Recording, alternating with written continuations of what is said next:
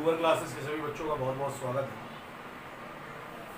जैसा कि बेटा ये देखा जा रहा है कि लॉकडाउन बड़ा लंबे पीरियड से चल रहा है, बड़ा लंबा पीरियड हो गया इसको चलते रहते, और हमारा कोर्स भी बहुत कुछ अभी बचा है। हालांकि अगर जुलाई में लॉकडाउन खुलता है तो हम जुलाई, अगस्त, सितंबर, अक्टूबर, नवंबर, दिसंबर मतलब 5-6 महीने में हम सारा कोर्स कंप्लीट कर लेंगे अपना, इसलिए हमें कोई ज़्यादा समस्या लेने की जरूरत नहीं है। मैं ये चाह रहा था कि आपको जो फिजिक्स केमिस्ट्री है आपकी, इसके लिए भी ऑनलाइन क्लासें स्टार्ट कर दूँ, बायो के लिए भी ऑनलाइन क्लासें स्टार्ट हो जाएँ सही तरीके से, नोट्स वोट्स बना के आपको प्रोवाइड कराने का कार्य कर लें।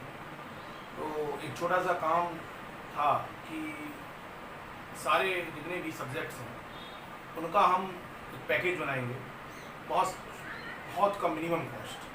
जैसे बायो 1800 रुपये में पूरी साल भर का। अब लॉकडाउन अगर आपका खुलता भी तो 1800 रुपये यदि आप एक बार जमा करते हो तो खत्म, पूरी साल भर में 1800 रुपये बताएंगे, कोई ज़्यादा पैसा नहीं। एक 2000 रुपये केमिस्ट्री, 2000 रुपये फिजिक्स, इस प्रकार से एक पैटर्न बनाने का कार्य किया जाता है। तो इस प्रकार से अगर देखा जाए तो पूरा टोटल ऑल ओवर का खर्चा जो है 6000 रुपये। और वैसे अगर आप पढ़ते हो तो बायो में 350 की फीस है, तो 12 3 36, 12 25 60, 4200 रुपये देते हो, just half. Same physics chemistry में है 8400 रुपये होते हैं साल भर में, जस्ट हाफ 4000। पैकेज बनाने के मूड में हम इसलिए हैं क्योंकि कोई भरोसा नहीं लॉकडाउन कितना लंबा एक्सटेंड हो जाए, तो पढ़ाई का नुकसान भी ना हो, सबको प्रॉपर वीडियो मिलती रहे, हम लोगों का भी मन लगा रहे। क्योंकि जैसा कि एक बात आपको हम बता दें, सबको इस चीज़ के बारे में मालूम है कि भूखे पेट भजन नहीं है, पेट भरा होगा तो पढ़ाई भी अच्छी होगी।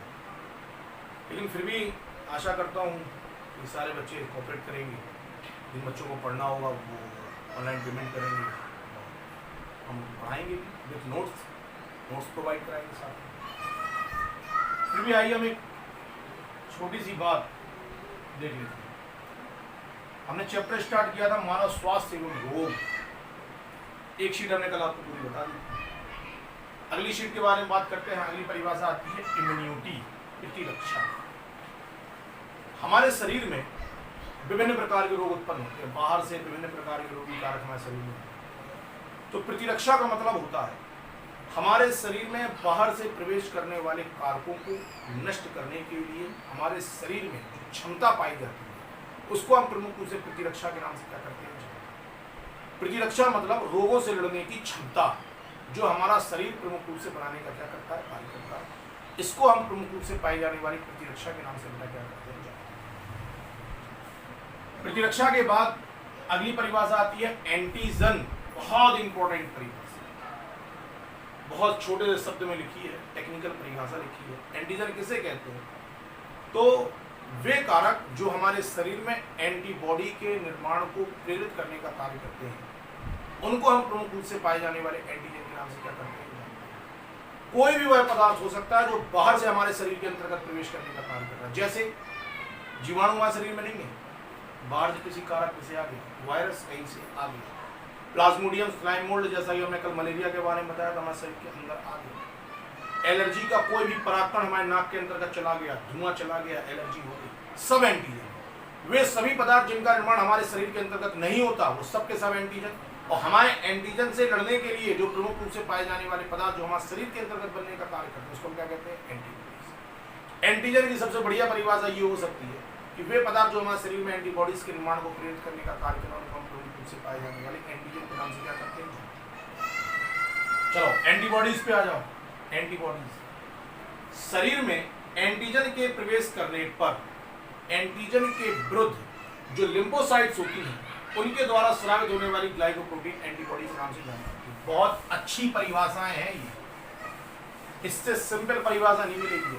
अगर याद करना चाहो 1-1 मिनट की परिभाषा। एंटीबॉडी क्या, शरीर में एंटीजन के प्रवेश करने पर एंटीजन के विरुद्ध शरीर में बी लिम्फोसाइट द्वारा स्रावित ग्लाइकोप्रोटीन जो होती है उसको हम प्रमुख रूप से पाई जाने वाली एंटीबॉडी के नाम से क्या करते हैं, जानते हैं। कोई एंटीजन हमारे शरीर में प्रवेश कर गया, हमारे शरीर में पाई जाने वाली जो एंटीबॉडीज है बी लिम्फोसाइट, उसने विशेष प्रकार की ग्लाइकोप्रोटीन के निर्माण का कार्य किया जो उस एंटीजन को क्या कर देगी, नष्ट कर देगी। पाई जाने वाली यही ग्लाइकोप्रोटीन बेटा जो होती है, इसी को हम प्रमुख रूप से पाई जाने वाली किसके नाम से जानते हैं, एंटीबॉडीज के नाम से क्या करते हैं, जानते हैं।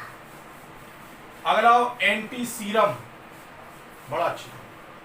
किसी जंतु का सीरम जिसमें विशिष्ट एंटीजन के विरुद्ध एंटीबॉडीज उपस्थित होती है उसको हम प्रमुख रूप से पाए जाने वाले एंटी सीरम के नाम से क्या करते हैं, जानते हैं। हमने कल आपको बताया था प्लाज्मा थेरेपी के बारे में, जैसा कि अभी विदित है, लेटेस्ट में चल रहा है, प्लाज्मा थेरेपी से कोविड-19 का इलाज किया था। इसका मतलब समझे, कोई व्यक्ति कोविड-19 से मान लो इन्फेक्टेड हो गया तो उसके शरीर में उस कोविड-19 के प्रति, क्योंकि कोविड-19 एक एंटीजन है, हमारे शरीर में तो नहीं पाया जाता, बाहर से आया, तो हमारा शरीर उसके प्रति क्या बनाएगा, बी लिम्फोसाइट जो है वो हमारा ग्लाइकोप्रोटीन स्रावित करेगी, हमारे शरीर में क्या बनाएगी, एंटीबॉडीज। अब वो मान लो व्यक्ति सही हो गया तो वो जो एंटीबॉडीज है वो उसके शरीर के अंतर्गत भंडारित बनी, एकत्रित। जब ये शरीर में एकत्रित बनी रहेगी तो हम जब उसके प्लाज्मा में से, उसके सीरम में से वो एंटीबॉडीज निकालेंगे तो ये पाए जाने वाली जो सीरम है इसमें जो एंटीबॉडीज उपस्थित है इसमें कोविड-19 से लड़ने की क्या है, एंटीजन से लड़ने की क्या है, क्षमता है। यही प्रमुख रूप से पाए जाने वाले पदार्थ क्या कहलाते हैं, एंटी सीरम के नाम से क्या किए जाते हैं, जाते हैं। किसी जंतु का सीरम जिसमें किसी विशिष्ट एंटीजन के विरुद्ध लड़ने के लिए एंटीबॉडीज उपस्थित रहने का कार्य करती है उसको हम एंटी सीरम के नाम से क्या करते हैं। अगली परिभाषा आती है अभिश्लेषण या एग्लूनेशन, बहुत इंपॉर्टेंट परिभाषा। एंटीजन और एंटीबॉडीज के मध्य होने वाली जो क्रिया होती है उसको हम एग्लूनेशन की क्रिया के नाम से क्या करते हैं, मतलब समझो। एंटीजन वाय कारक के द्वारा हमारे शरीर के अंतर्गत प्रवेश करता है, शरीर में प्रवेश किया, बी लिम्फोसाइट ने विशेष प्रकार की ग्लाइकोप्रोटीन का स्राव किया, एंटीबॉडीज बना दी।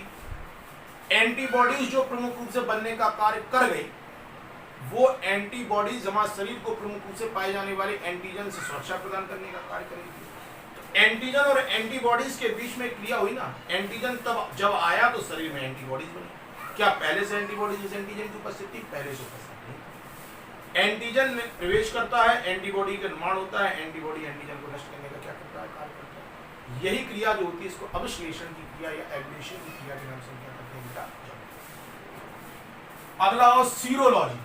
सीरोलॉजी क्या है, एंटीजन तथा एंटीबॉडीज की क्रिया का अध्ययन, मतलब एंटीजन और एंटीबॉडीज की क्रिया का अध्ययन, मतलब कौन सा एंटीजन है और उसके विरुद्ध कौन सी एंटीबॉडीज हमारे शरीर के अंतर्गत बनने का कार्य कर रही है, इसको हम प्रमुख रूप से पाए जाने वाली जो क्रिया है इसको हम सीरोलॉजी के नाम से बेटा क्या करते हैं, हिलातंत्र। नया वर्ड है, आज तक नहीं पढ़ाया मैंने, बहुत इंपॉर्टेंट है ये, एलएन के नोट्स में है, एनसीईआरटी में है, बहुत इंपॉर्टेंट है। हिलातंत्र इसका पूरा नाम ह्यूमन ल्यूकोसाइट एंटीजेंस होता है। इसके द्वारा दाता अंग पर ऊतकीय योग्यता एंटीजन को पहचाना जाता है और इसके अनुसार गिराही से स्वीकार या नकार, यानी जो अंग दिए जाते हैं उनको गिराही के द्वारा स्वीकारा जाता है या उसको नकार दिया जाता है। इसमें अनेक प्रकार के जीन होते हैं जिनमें से अधिकांश जीन क्रोमोसोम 6 पर उपस्थित रहने का क्या करते हैं, कार्य करते हैं। इन्हीं को हम प्रमुख रूप से मेजर हिस्टो कंपैटिबिलिटी कॉम्प्लेक्स या एमएचसी या हिला कॉम्प्लेक्स के नाम से क्या करते हैं। हिला तंत्र को हम सिंपल भाषा में समझाने का, जैसे मान लो कि कोई व्यक्ति है, उसका लीवर खराब हो गया, उसी परिवार के अंदर पाया जाने वाला कोई डोनर है, देखो दो हो गए, एक तो व्यक्ति हो गया जिसका लीवर खराब हो चुका, रोगी, एक होगा डोनर जो अपना लीवर का कुछ भाग उसको देने का क्या करेगा। तो डॉक्टर सबसे पहले देखता क्या है, डॉक्टर देखता है कि भाई ये की परिवार के हैं, क्या इनमें पाए जाने वाले गुणसूत्र क्रोमोसोम 6 के ऊपर पाए जाने वाले जीन समान है।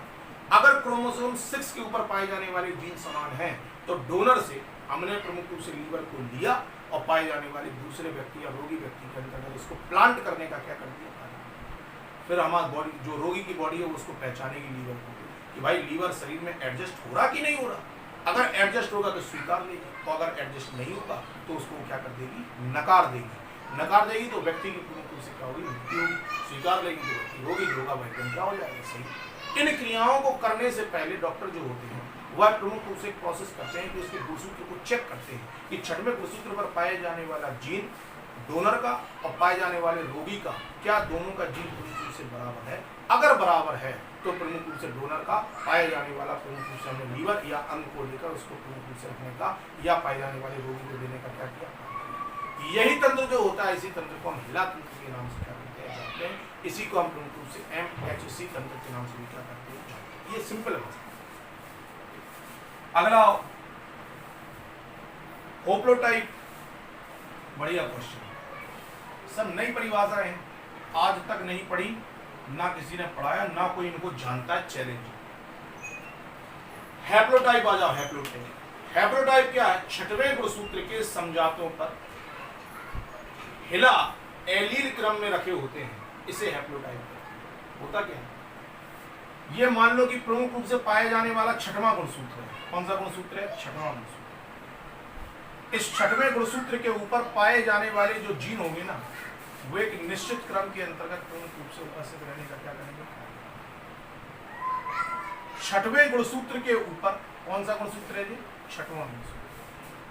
छठवें गुणसूत्र के ऊपर पाए जाने वाले प्रमुख रूप से जो ये विशेष जीनों का जो क्रम है, समजात जीनों का ये जो क्रम है, पाए जाने वाले प्रमुख रूप से इसी क्रम को हम प्रमुख रूप से पाए जाने वाले किसके नाम से जानते हैं, इसी को हम प्रमुख रूप से हैप्लोटाइप के नाम से जानते हैं। छठवें गुणसूत्र के ऊपर पाए जाने वाले जीन के जो प्रमुख रूप से पाए जाने वाले क्रम है, पाए जाने वाले किसी जीन के क्रम को हम प्रमुख रूप से हैप्लोटाइप के नाम से क्या करते हैं। यह क्रम एक व्यक्ति विशेष से आनुवांशिक रूप से एक पीढ़ी से दूसरी पीढ़ी के अंतर्गत प्रवेश करने का क्या करता है। उदाहरण दिया है, जैसे एक ही परिवार के अंतर्गत पाए जाने वाले व्यक्ति, एक ही परिवार, एक ही माता पिता की पाई जाने वाली संतानें, 2, 3, 4 संतानें, माता या पिता से प्रमुख रूप से पाए जाने वाले उनके लक्षण में से छठवां गुणसूत्र है, वह प्रमुख रूप से क्या करेगा, मैच करेगा। एक ही परिवार के सदस्य जो होंगे उनमें पाए जाने वाला हिला तंत्र जो होगा, पाए जाने वाले छठवें गुणसूत्र के ऊपर उपस्थित जो समजात जीन होंगे वह कैसे होंगे, इसी को हम प्रमुख रूप से हैप्लोटाइप के नाम से क्या करते हैं। टॉप मोस्ट इंपॉर्टेंट परिभाषा, चैलेंज के साथ परिभाषा, किसी किताब में नहीं निकाल सकते, किसी नोट्स में नहीं निकाल सकते, किसी टीचर के मुंह से नहीं सुन सकते, चैलेंज है इस पर। अगला और नौमा, टिश्यू टाइपिंग।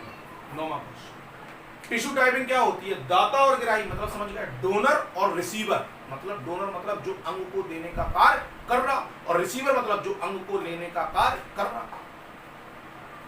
दाता और ग्राही के हिला प्रोटीन को मिलाने की क्रिया टिश्यू टाइपिंग की क्रिया के नाम से जानी जाती है। बताया कि जैसे मान लो कोई रोगी है, उसका लीवर खराब हो गया और डोनर का प्रमुख रूप से लीवर, कोई व्यक्ति जो है वह प्रमुख रूप से लीवर देने के लिए तैयार है, लेकिन उनमें पाए जाने वाले छठवें गुणसूत्र पर उपस्थित पहले दोनों जीन को हम क्या करेंगे, मिलाएंगे। किसके, लेने वाले के और देने वाले के, ग्राही के और डोनर के, दोनों के प्रमुख रूप से जीन को क्या किया जाएगा, मैच किया जाएगा।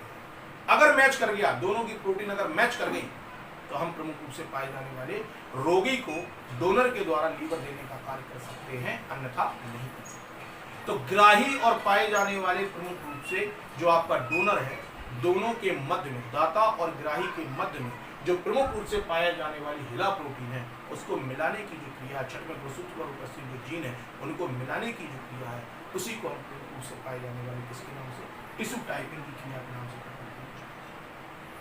ये सब नए वर्ड हैं, आज तक मैंने भी नहीं पढ़ा है।